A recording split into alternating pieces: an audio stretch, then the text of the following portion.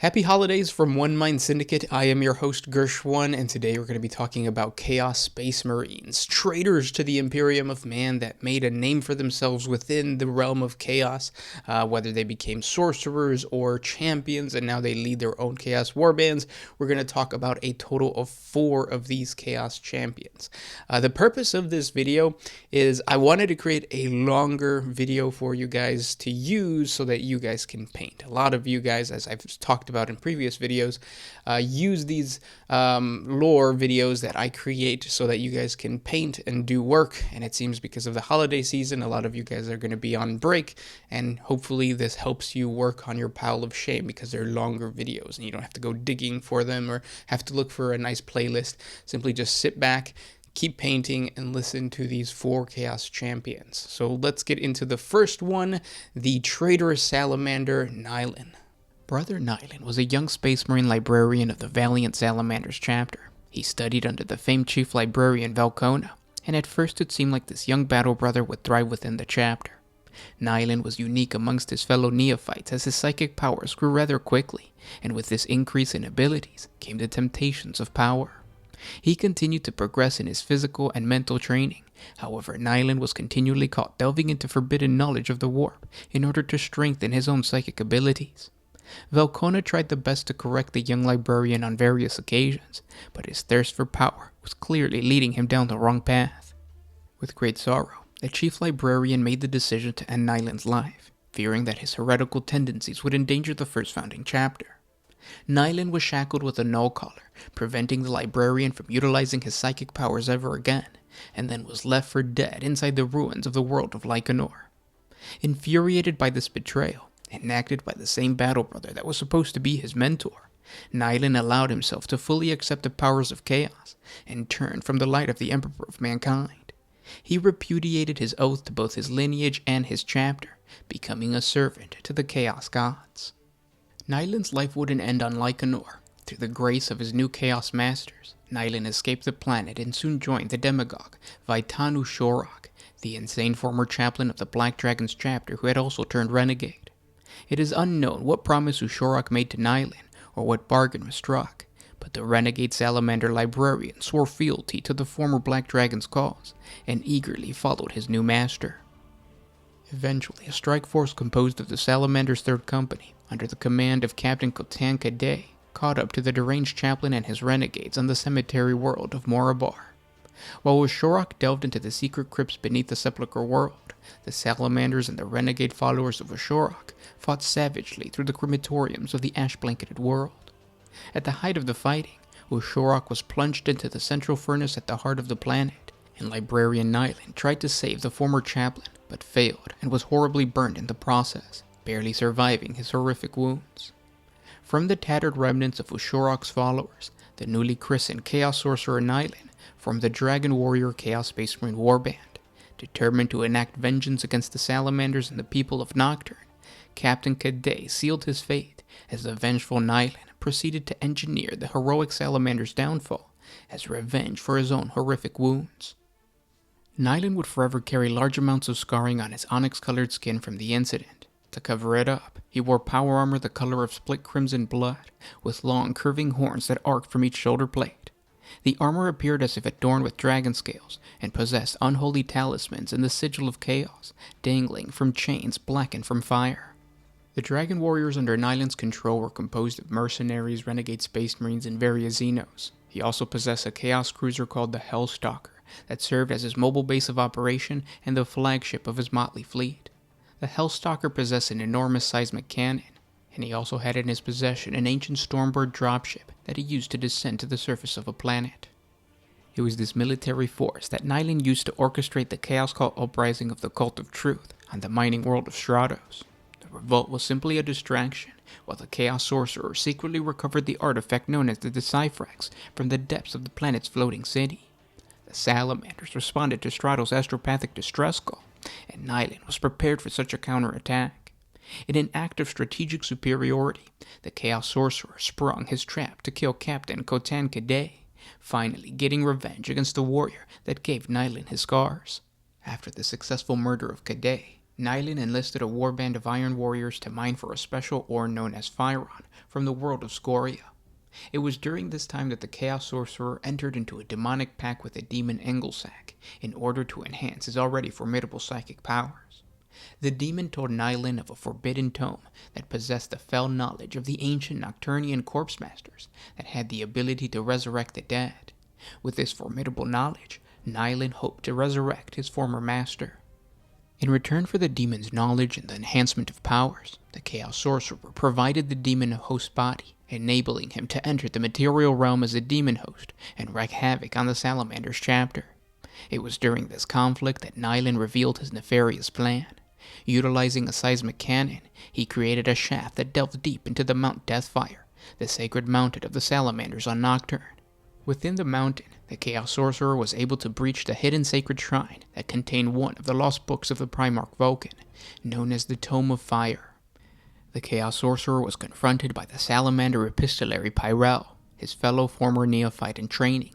He defeated him in a psychic battle that resulted in the Salamander's death. Pyrel's sacrifice was not in vain, as Chief Librarian Velcona arrived to face his former pupil before he could make good of his escape. The Chief Librarian and the Chaos Sorcerer battled within Mount Deathfire, but unfortunately for the Salamanders, Nylon was able to escape thanks to the timely intervention of his personal bodyguards, known as the Glaive. With the Chaos Sorcerer gone, his intentions are still to resurrect his former master, and Nylon's current whereabouts are completely unknown to the Salamanders. Now let's move on to Khorne as we talk about Cranon the Relentless. Before he was Cranon the Relentless, the Chaos Lord was a loyalist Astartes named Sevastus Cranon. Cranon's superb military mind elevated him to the position of chapter master of the Crimson Saber Space Marine chapter. Under his command, the chapter won great accolades, crushing whole worlds in the name of the Emperor. However, his brutal manner earned the Crimson Sabers a dark reputation in the bordered Imperium. His savagery would lead to the eventual excommunication of the Crimson Sabers, and it all began on the jungle world of Umidia, where the chapter conducted a genocide purge of the Balthu cults. Subsequent interrogation of the captured Crimson Sabers revealed that the Chaos cult of the planet were in the process of summoning a demon of Khorne, and in their rush of judgment, the Crimson Sabers purged the entire planet of life, men, women, and children. As an act of revenge or possibly reward for the bloody annihilation of his followers, Khorne cursed the Crimson Sabers to be haunted by the voices of all those that they had just slain. The entire chapter was literally haunted by the butchery of their action. Poltergeist activity surrounded the Crimson Sabers wherever they went, and it became known as the mysterious Balthu. Whenever a Space Marine closed his eyes, he would see the faces of those he had killed, and hear their screams in his mind. Sleep became impossible, and slowly at first, a pall of paranoid insanity spread throughout the chapter like a disease. This led the Crimson Sabers to being declared renegades by the Inquisition and the High Lords of Terra, due to the signs of continued psychological instability that the Astartes of the chapter displayed, and to add to that, their continued overzealous persecutions of their campaigns. In an attempt to burn away the harrowing memories and the fires of war, Chapter Master Cranon declared the neighboring world of Demetra tainted by the proximity of Umidia, and the killing began anew.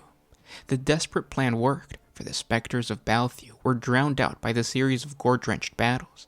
Subsequent bloodshed could silence the voices, but only for a short time. Cranon then led his warriors into the Eye of Terror to slaughter traitors instead of spilling the blood of Imperial innocents, thereby gaining a temporary respite.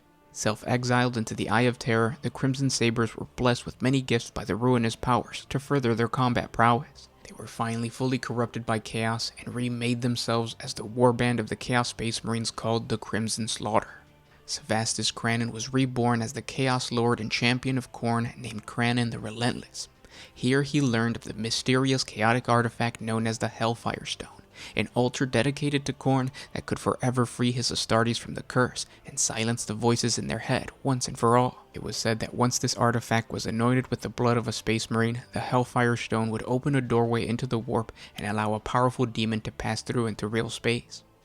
Joining forces with warbands drawn from the traitor legions during the 13th Black Crusade, Cranon and the Crimson Slaughter began their rampage across multiple Imperial worlds in a relentless search for the Hellfire Stone. Carving a bloody swath across a dozen or more populated worlds that dotted the southern rim of the galaxy, the Crimson Slaughter overwhelmed Imperial garrisons and slaughtered whole populations before vanishing back into the warp. Although the rebellion against the Imperium had been well documented, if subsequently suppressed by the order of the Inquisition, the remote nature of the planets they attacked meant that by the time the distress call was answered, the Crimson Slaughter had long departed. This remained true until the Crimson Slaughter made the mistake of engaging the Dark Angel's Fifth Company in a battle upon the world of Stern's remembrance, slaying many battle brothers, including the Fifth Company's master. Such an act of violence earned the undying wrath of the Dark Angels and the newly ascended Fifth Company master, Balthazar, who swore to hunt down those responsible for his predecessor's death and bring their heads back to the Rock, the spaceborne fortress monastery of the Dark Angels. The Fifth Company was also accompanied in their task by members of the Dark Angels' elite First Company, the Death Wing, members of the Second Company, the Raven Wing, and a powerful librarian named Turmail, who had been trained by Ezekiel, the chief librarians of the Dark Angels. Eventually, Cranon the Relentless finally found the Hellfire Stone on the world of Bane's Landing. Unfortunately, he was confronted by the Dark Angels' Fifth Company. Cranon intended to use the Hellfire Stone to summon forth his demonic masters and usher in a new age of darkness. During the battle that followed, he claimed the lives of several Dark Angels and took the Raven Wing Sergeant Arion prisoner for use in rituals. However, Arion's suicide thwarted his plan, and he was forced to retreat. Luckily, Balthazar did manage to corner Cranon, and a great battle was fought between the two, but the Chaos Lord was able to teleport away. The Hellfire Stone disappeared from the planet and would not reappear for another 40 years. Following this battle, Cranon would suspect that he and his chapter were being used by an unknown power. This power turned out to be one of Tzeentch's Lord of Change, who had been possessing the body of the former chief librarian Manon. Cranon would pursue Manon deep into the Eye of Terror to a world called Mimidrax. There he would cut the demon's arm off before it retreated yet again. Still being pursued by the Dark Angels, Librarian Turmail would predict that over the course of the next 3 years, Cranon would join forces with much more powerful Chaos Lords and would be cornered on a moon in Tau space. The vision predicted that a combined effort of the Dark Angels and the Space Wolves would lead to a third battle between Balthazar and Cranon. Cranon would eventually meet his end, and his head would be decapitated, taken back to the battle barge Angel of Retribution by Balthazar in an iron box. And yet it is unknown if this vision is true. The last we knew of Cranon was during the Daimor campaign and during the attack on Cadia during the 13th Black Crusade. And with that said, let's move on to a Tzeentchian Chaos Space Marine, a sorcerer by the name of Oberon the Undying. The Chaos Sorcerer Oberon the Undying was a former Imperial Fist battle brother who fell to the temptations of Chaos sometime during the early 36th millennium. His betrayal is a close-guarded secret by the Stoic First Founding Chapter, and at this point, only the spoken accounts from the few Imperial Fist dreadnoughts with first-hand accounts of his betrayal exist. These ancients tell the tragedy of the proud and powerful Oberon, whose prodigious power as a psyker drove him to mistrust his commanders and grow in his arrogance. Oberon excelled in the discipline of divination. His sight into the hidden web of fate that manipulated events yet to come allowed him to predict the paths of bullets and swords, making him almost impossible to strike down. These same powers allowed him to predict the enemy's action before they themselves knew what they were going to do. Like a master swordman that can read the swing of a sword by the body language of a foe, Oberon could see the actions of an entire military force before the commander gave out his orders. Cheered on by his brothers who admired his incredible skills in close combat and his godlike intuition, Oberon pushed for more and more control of the battlefield, directing the battle brothers of his company at the opportune moment to catch the enemy at its weakest point. Oberon achieved victory after victory. Unfortunately, it came with a terrible price, as the company captains and lieutenants were sidelined by the great librarian. Although they all had twice Oberon's experience, he treated these veterans with the same amount of respect as any other member of the company, and tensions quickly began to develop. Oberon didn't give counsel when his commanders asked. His warp-empowered insight was given as an order. In the mind of Oberon, victory was not good enough. Complete battlefield supremacy was the greatness that every Astartes should strive for, and anyone settling for mediocre success was not fit to fight alongside him. The veteran warriors of his company tried warning Oberon of the dangers of relying too much on his powers. They tried making him understand the true value of a low-cost victory, but in his mind, measured actions were for lesser beings. It was during the pacification of the warp-tainted planet of Runshot that Oberon's diviner powers finally failed him. The librarian received a vision of a future where he marched at the head of the Imperial Fist and their successors during what he felt was the end times. In an instant, he was transported backwards through the web of fate as dozens of prophetic scenes played out. each one a stepping stone from that one first glorious vision, and it was the last prophetic vision which told him what to do next. Ignoring his captain's orders to hold for company reinforcements, Oberon sent his force into what he believed was a crippling spearhead assault, but instead, it was a perfectly orchestrated ambush by the traitor Planetary Defense Force. 25 Sons of Dorn, along with multiple engines of war, fell to the bombardment of the heretical humans. The shame he brought to the chapter could not go unpunished, but instead of accepting his failure, Oberon blamed the terrible loss on his battle brothers, claiming that it was their hesitation in his direction that caused their death, not his interpretation of fate. Before his punishment could be assigned, however, Oberon received another vision of a similar but not identical future from before. It was destined that he would lead the Sons of Dorn into their final battle, but in order to accomplish this, Oberon had to travel into the maelstrom of chaos. Never doubting his own powers, Oberon managed to evade capture and set course for the Eye of Terror. When his ship finally entered the stellar maelstrom, Oberon stood at the bridge of his vessel staring into the hellish void he was trained to fear. But amidst the chaos, his soul felt calm. Phantom images ghosted in and out of his perception. Demons attempted to coerce him into turning off his Geller field, but Oberon simply waited. And then suddenly, in a flash of pale blue light, the physical manifestation of fate itself appeared to Oberon.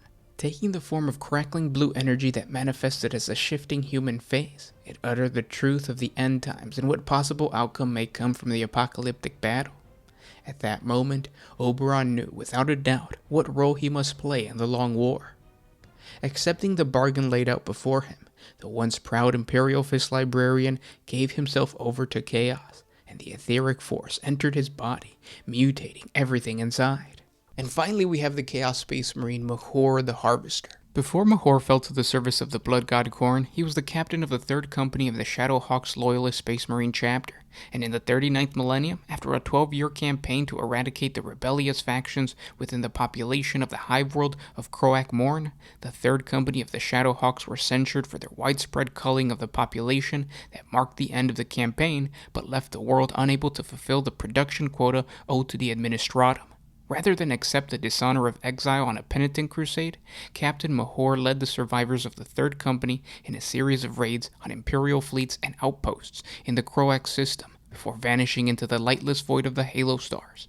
The Halo Stars was the name given to the ancient formation of stars that encircled the outer edge of the Milky Way galaxy. It represented the last stellar cluster to be encountered before one enters the eternal frigid night of the intergalactic void. This region of space has a malignant reputation amongst the Imperial Starfarers, and it is believed by many, including quite a few rogue traders and Adeptus Mechanicus explorators, that those foolish enough to venture out into those mysterious reaches never return. And their beliefs have some credibility, as pirates, warp entities, and new species of hostile Xenos often dwell in the frontier's darkness. In this void, Mahor was able to allow his hatred of the Imperium to fester. It was unfathomable how Astarte warriors could allow themselves to be ruled over by the High Lords of Terra, such a weak and pathetic organization that has no true grasp of how much worthier a Space Marine is to rule over the galaxy. While man hides and fears the depths of the Halo Stars, Mahor and his battle brothers thrive, just further proof of the Astarte superiority. Surprisingly, the former Loyalist captain found several renegade warbands already existing in this region of space. They finally introduced Mahor to a being worthy of his following, entity so powerful his wrath has no complacency, Khorne, the god of war. Inspired by the other warband's rebellious nature and driven by his thirst for revenge against the weak Imperium, Mahor convinced these traitors to follow him on a path of retribution against those unfit to rule. There Mahor finally succumbed to the temptations of the Blood God Khorne, and he became leader of the Slaughterkin warband. The Imperium wouldn't take notice of Mahor again until the late 41st millennium, when the Adeptus Administratum tide fleets arrived on the 3 worlds of the Hreidmal cluster, seeking the tally of lives and produce due to the Emperor as part of the Imperial tides. They found that each world was a wasteland. The headless corpses of each of the world's inhabitants lay abandoned, not slain in battle, but carefully harvested and their skulls piled in great towering obelisks. While attempting to demolish these foul monuments, the Slaughterkin warband came down on the Imperial forces, who were led by Mahor, and soon the skulls of the Administratum factions and the Astra Militarum regiments assigned to their protection were offered in sacrifice to Khorne atop the rebuilt obelisks. After this devastation, Mahor became known as the Harvester, and he sought to assault the agri-world of Karak in the Ultima Segmentum. He laid the seeds of rebellion by establishing a series of chaos cults. They were the so-called cardinal cults from among the world's population of primitive agricultural workers who spent their lives harvesting the roots of the world's nutrient-rich trees. Their yield was processed into substance to support the Astra Militarum regiments engaged in the Carthage Crusade. The cult spread rapidly throughout the population and unleashed a massive rebellion against the imperial rule. It wasn't long before the world fell to complete anarchy and war. The ensuing conflict with the local planetary defense force and the Astra Militarum regiments was fought beneath the dense canopy of the swamp-like forests and in the air between the Imperial Navy pilots and the Hell Talons and Hellblades brought to the world by the Slaughterkin's arrival after the rebellion had severely weakened the Imperial defenders. The Imperial cause was further damaged when the corruption of chaos took many of the planetary defense force units as they turned to the worship of the ruinous powers. Once the Harvester took the planetary capital, the victory of the forces of chaos seemed assured. Deliverance only came when the 5th Battle Company of the Star Phantoms chapter of the Adeptus Astartes, under the command of Captain Calfax, arrived in system for resupply, and they launched an immediate and devastating attack upon the rebel stronghold, slaying the Harvester and driving the remaining traitor marines of the Slaughterkin back into the Halo Stars. And that's the lore on these Chaos Space Marines. I hope you guys enjoyed this compilation video, and I hope you guys got some work done. If you guys want to continue your painting, you guys should really check out the playlist for October or the November playlist. That has a bunch of really good lore videos that are kind of newish. They were posted within the last couple months, so they are good quality. They're not like our older videos. And, you can listen to them all the way through. I'll put a link up above. Thank you guys so much for supporting the channel. Hit the like button if you like our content and you want to see more in January. And again, happy holidays to you guys. I will talk to you guys tomorrow to continue Tau Semper. This is Gershwin with One Mind Syndicate signing out.